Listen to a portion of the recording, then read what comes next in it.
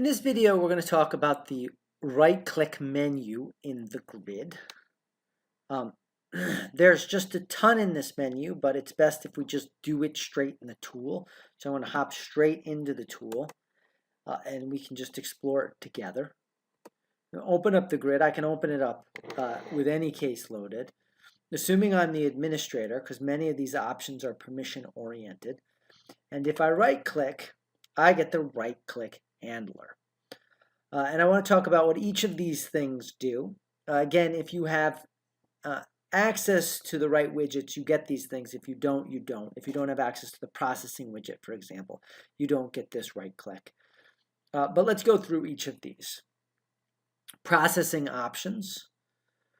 This allows you to reprocess or further process any of the objects in the case.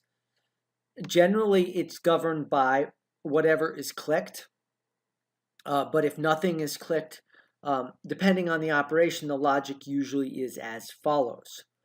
And frankly, this is true of all the operations within Quincy. Logic of order of operations, if you will, is like this. If an object is checkmarked in the grid, perform the action on that object. If no object is checkmarked and the viewer is open, perform that object on the item in the viewer. If no object is checked and the viewer is not open and a filter is applied, apply that object to everything that is currently filtered. And if no object is clicked, the viewer is not open, no filter is applied, apply the logic to the entire case. So in this case, if I selected nothing and I did process objects, I would be processing the entire case. Now, all this option does is open the processor widget, and then you do what you need to do based on that widget's capability. The special parsers has its own sub-video, so I won't spend a ton of time here, but again, it allows you to process databases or JSON or do extraction. PDF options is critical to productions and just generally viewing. Let me go through each of the options here, although there are videos on this, but again, for our overview, I'm going to touch on everything in all of these menus.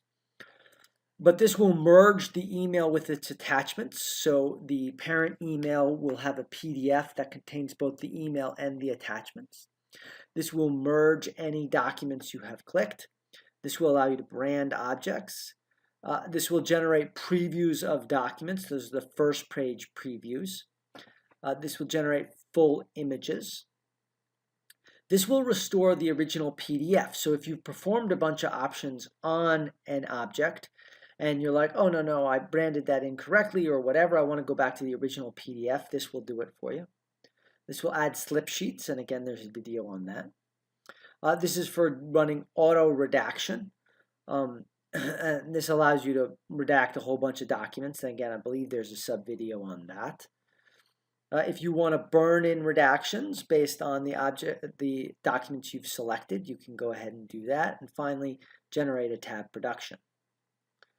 Abby OCR, if you want to OCR these documents with the Abby Fine Reader, you can do that here. Attribute extraction, I will quickly tell you what this is, but this needs to be developed more meaningfully. What this will do is it will parse Safari databases in your data set, and it will expose them like we already have exposed other databases, browsers.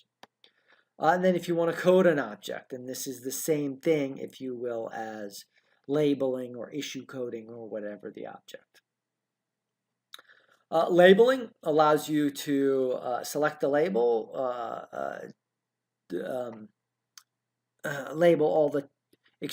allows you to label all the selected objects, label all the checked objects, or filter based on labels. So let me just pull this up and show you what it looks like.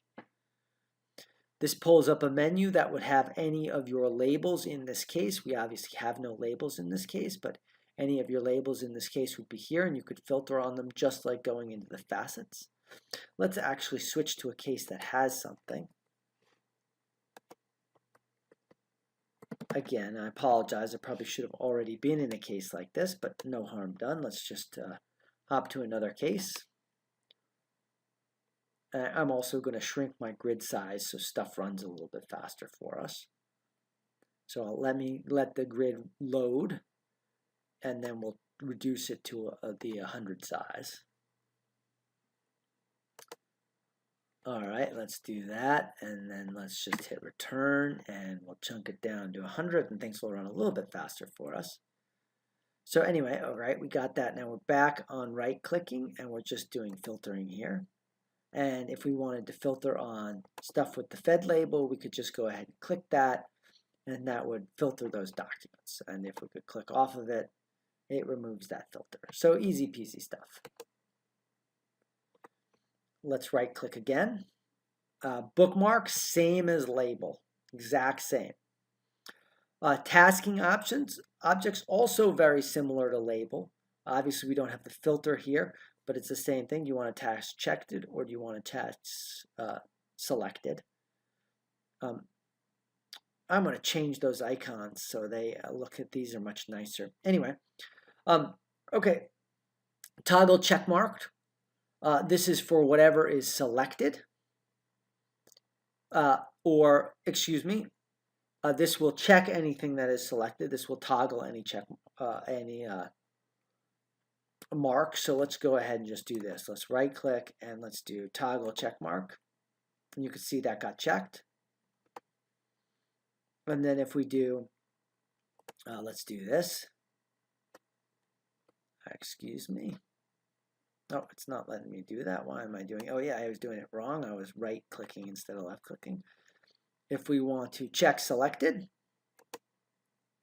that will check all those. And then uncheck all works just like you'd expect it to. Toggle privileged or toggle ignorable. These are only if you have those, if you're utilizing those columns, but there are columns that are both privileged and ignorable, and if you select on an item and you click on this, it will flip the bit on the privileged column and on the ignore column. Show case column.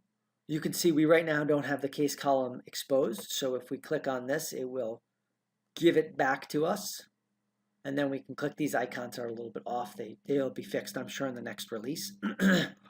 But if we clicked on this, it would remove it.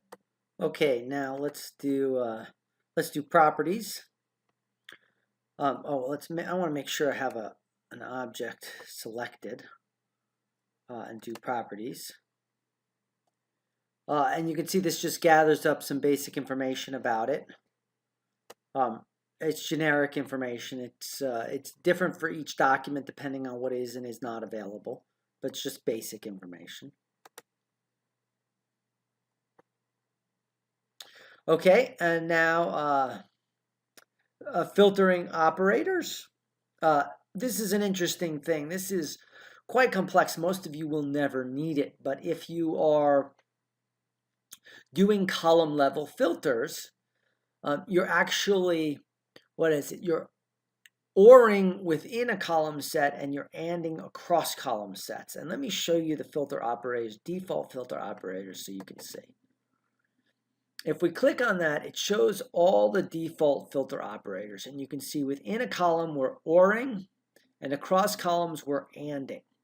We can change that behavior if we want, just by checking the other operator before we apply the filter.